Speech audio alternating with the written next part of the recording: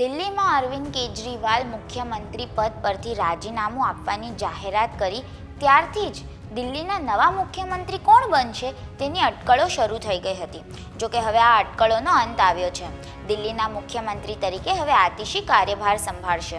પૂર્વ મુખ્યમંત્રીએ 2 દિવસ પહેલાં જ જાહેરાત કરી હતી કે તેઓ મુખ્યમંત્રીનું પદ છોડી દેશે અને કોઈ અન્ય આમ આદમી પાર્ટીના નેતા મુખ્યમંત્રીની ખુરશી પર બેસશે. ત્યારે આજે સાંજે કેજરીવાલ રાજીનામું આપે ત્યારબાદ નવા મુખ્યમંત્રીની શપથવિધિ સમારંભ યોજાઈ શકે છે. આતિશી દિલ્હીના 3જા મહિલા મુખ્યમંત્રી બન્યા છે.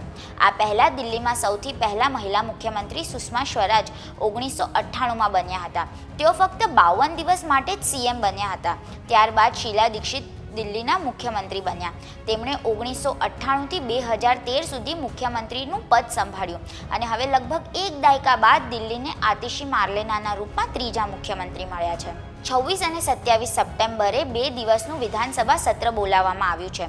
13 સપ્ટેમ્બરે લીકર પોલિસી કેસમાં સુપ્રીમ કોર્ટમાંથી જામીન મળ્યા બાદ કેજરીવાલે 15 સપ્ટેમ્બરે મુખ્યમંત્રી પદ છોડવાની જાહેરાત કરી હતી.